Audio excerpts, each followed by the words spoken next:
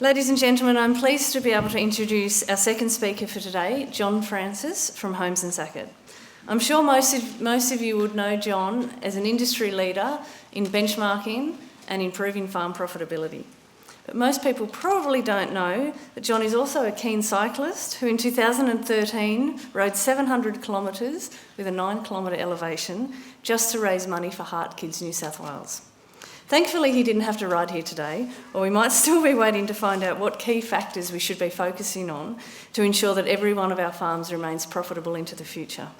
John will be using the evaluation keypad, so if you could please pull those out again, he'll be using them throughout the presentation. Otherwise, please join me in welcoming to the stage John Francis.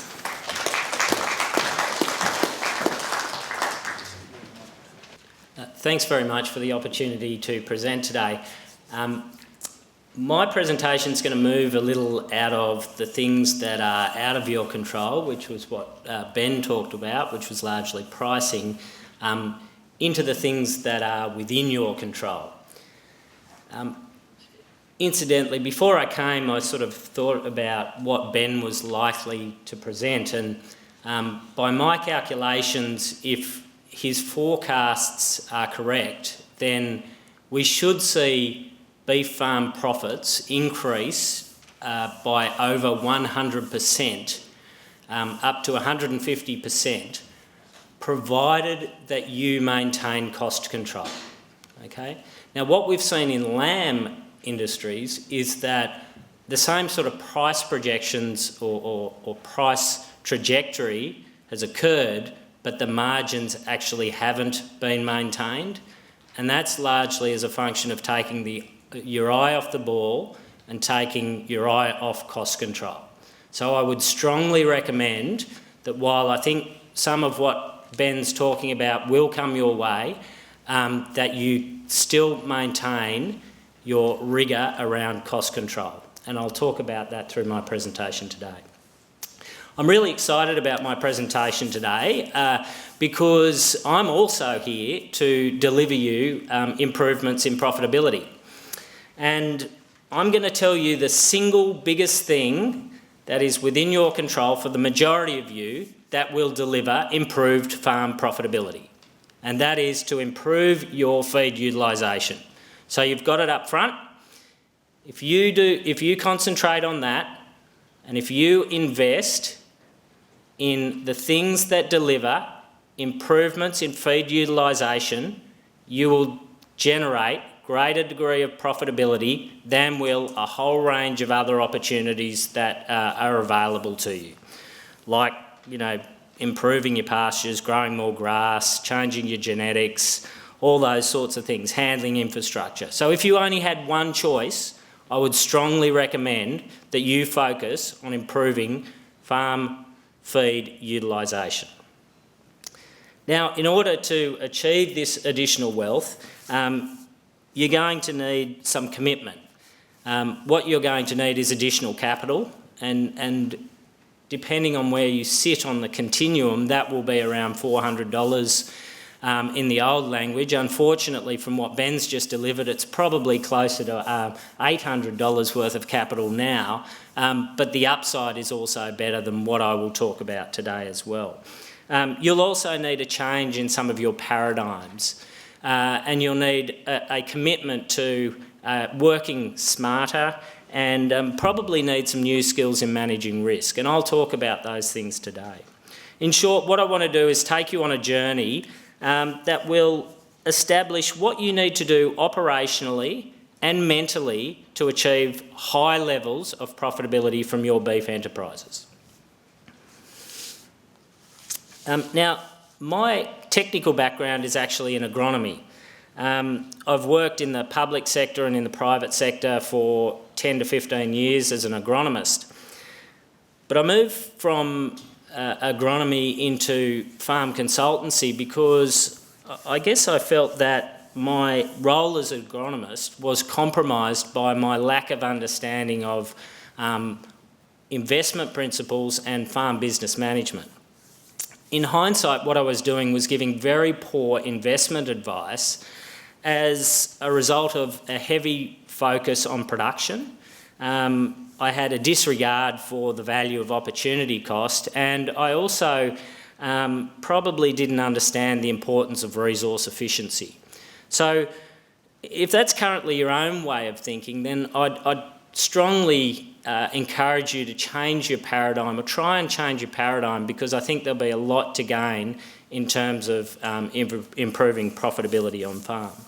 Now, part of the reason I think I've been afforded this opportunity to present to you today is that the business that I own and work in, Home Sackett, benchmarks around 150 farm businesses from across southeastern Australia annually.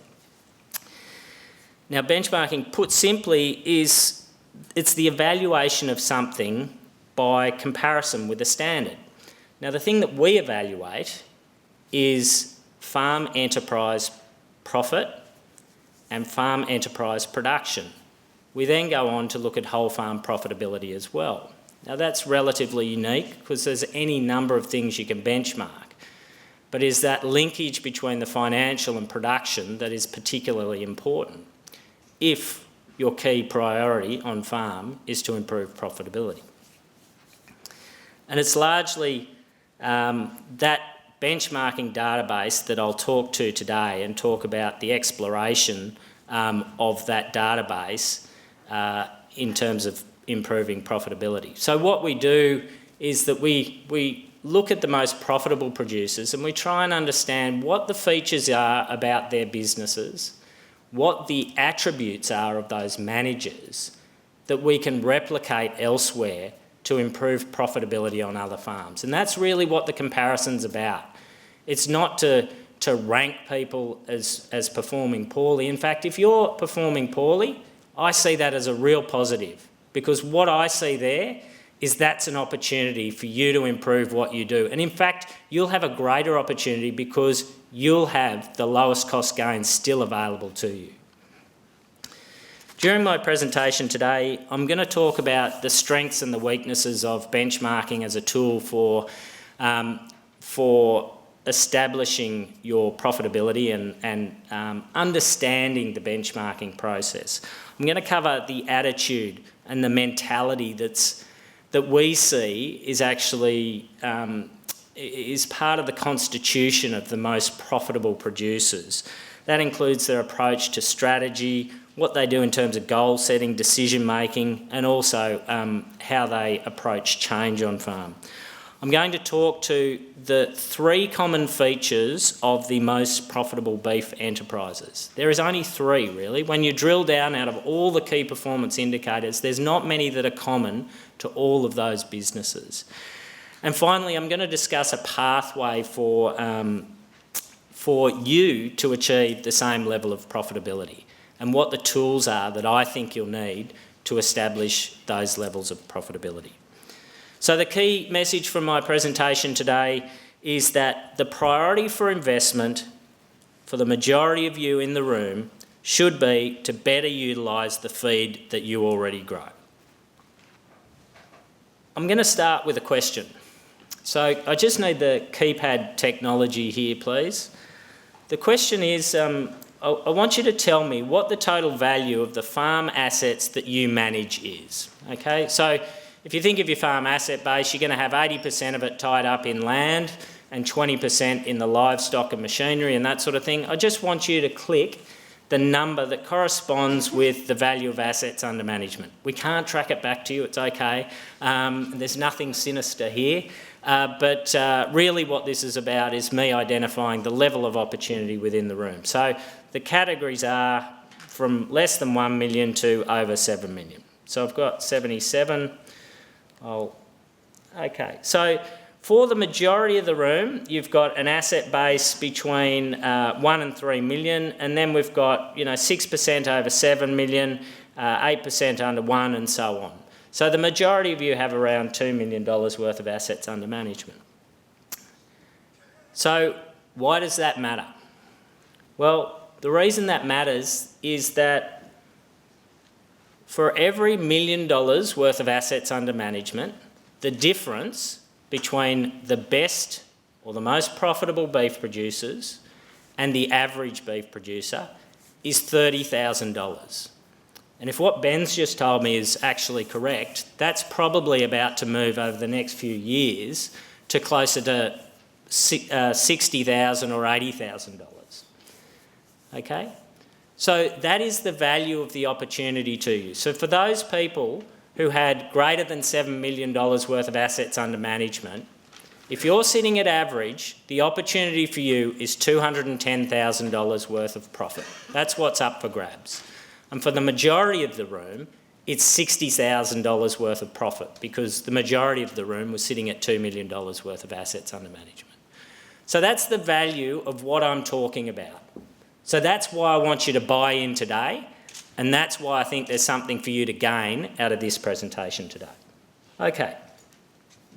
Now, one of the deficiencies, for want of a better term, with benchmarking is the range or potential range in outcomes.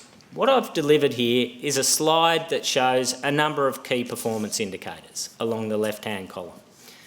A key performance indicator is just a metric about your financial or production performance. It's like a speedometer. It's a guide. It tells you something about, it's a tool to assist you in making a decision, and it's telling you something about what you're doing. Now, the key performance indicators that I've listed there are just 5, is it? 5 of probably 60 to 80 that we measure in a beef enterprise. This is the results from the 2013 data, from our benchmarking data. And the way to interpret this graph is that there's a number of bars that deviate from a point of 0. Now, the point of 0 is the average of the most profitable group in 2013-14. The extent to which those bars deviate to the left or the right shows how much variation in every single one of those there is within the cohort of the best producers. Okay, so if you take production per DSE, for example, the average point, which is read from the 0%, is 22 kilos. There is still someone in that cohort that produced no more than 16 kilos per DSE, and the maximum in that cohort was 28. And the same occurs for every single one of those key performance indicators. So if this information is interpreted in the wrong way, you could take that and say, well, to be in the top 20%, all I've got to do is generate 16 kilos per DSE of beef. Well, that is not the key message, because you haven't considered all of the other things that actually that business did. And in fact, that business has an incredibly low cost structure as a function of their labour efficiency and the way they act the system. So it's very unique to that business. So interpretation of these is sometimes misunderstood. The other point I want to make about this slide is that within any year you get huge variation within the data set. Between years, you get big variation. When you take that data over a longer term, you smooth out some of the variation, but you don't smooth it all. So there are limitations to the use of benchmarking information, is really the key point that I want you to take from that. But there is also a big variation in the outputs from the benchmarking. Now, what I'll talk about is 3 key performance indicators later on that are common to all the most profitable beef enterprises. There are 2 motor vehicles on this slide. I want you to use your keypad technology again. I'm going to give you a choice. They don't look quite as smart when they're small. I made them big, and they've shrunk a little, these cars. But the car at the top is a red Ferrari, and the car at the bottom is a white Hyundai Elantra, okay? Now, I'm not any sort of car enthusiast. The way I see cars is they get me from point A to point B. My wife sees them slightly different. She sees them as a bit of a status symbol, but that's just a personality difference, and I respect that. But what I want you to do here is, assuming capital wasn't constraining you, I want you to make a choice between the red car and the white car. And it's a shame they're so small because you don't really pick up the features of the red car. It looks fast, and apparently it is fast, but there's lots of features of it, and the white car is just sort of your stock standard Hyundai Elantra. So all I want you to do is pick up your keypad and press the button. 1 for Ferrari, 2 for Hyundai Elantra. No more criteria than that. It's not a trick. Okay. Righto. So I think we've got everyone there. Okay. Well, that's what they look like. There you go. All right. So I've collected that, and it's just sitting in the background at the moment. But now I'm going to ask you the same question, but with a slightly different taint on that, or a few more criteria. Okay. Now we've got a goal, and our goal is to go as far as you can with that vehicle. That's the only goal. But I'm going to give you limited resources. And the limited resources I'm going to offer you are 100 litres worth of fuel, no more. So I want you to go as far as you can. Now, there's a little bit of information associated with this as well. And the information that I'm going to give you is that the fuel efficiency of the red Ferrari is what is it? 17 litres per 100 k's. So not very far. And I don't think too many of you would have had a vehicle that had that sort of level of fuel efficiency to get here this morning. And the Hyundai Elantra is 7 litres per 100 kilometres. So it goes a lot further, twice as far, or a little bit more than twice as far than does the Ferrari. So now I want you to answer the same question, which is, would you want the Ferrari or the Elantra, Hyundai Elantra, knowing that criteria? And I think I just pressed that again. Okay, good. We're getting the responses. That's great. All right. No. Here we go. Great. So we've got the first slide here. 46% of you wanted the Ferrari. I'm surprised. Maybe we got that mixed up, but and there could be any number of reasons that you wanted the one versus the other. You might have preferred white over red, or you might have wanted to look great when you're driving down the main street of Wangaratta or Holbrook. There could have been any number of reasons that you wanted one car over the other. But when we got to this one, everything changed. And the majority of you took the Hyundai over the Ferrari. Now, I'm doing this partly because it's a whole lot of fun, and I can, but there are actually some key messages here. And the first one is that the decisions that you make are dependent on your goals, okay? The second point that I take away from this is that capital or resource limitations, they influence the goal, and therefore they influence the decisions being made. And the constraints for capital for your own businesses may be common to everyone, or they may be very unique to your own business. And the final point is that the more information that you have, the easier it became to make that decision. I didn't give you any limitations for the first one, but I constrained you and made you think about, here's the constraints. So we actually had a greater commonality in the second slide than in the first slide. And the reason that I bring this up is that the top 20% of producers, I think, have a mentality that always goes back to their goal. And they are very clear that their goal is profitability. And that makes decision-making far easier for them. In fact, they have harder decisions to make a lot of the time, but the decisions are easier because they've got their goal at the top of mind. The other reason I use this example is that I think in many ways it's actually comparable to beef production.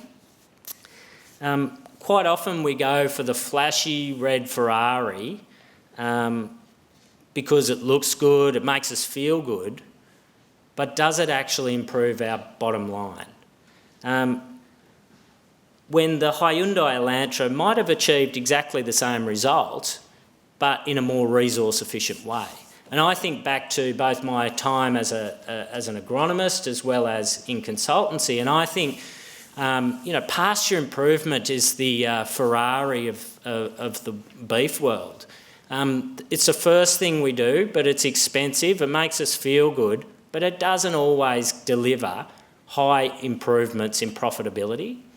And if you compare that with the Hyundai Elantra of the world, which is fertiliser and mouths to improve your feed utilisation, then it achieves a more resource efficient outcome. There is a final point I just wanted to make from that slide, and that is, in terms of mentality of the top 20%, they don't stop at the options that you provide them. So they'd be thinking at the moment, what's a Suzuki Swift? Where's that get me? It's 5.5 litres per 100. Sure, I may compromise on a little bit of comfort and a little bit of power, but it's worth it because it still gets me to man goal. And I think Greg had a donkey up there before. Well, I think that's probably too much of a compromise. But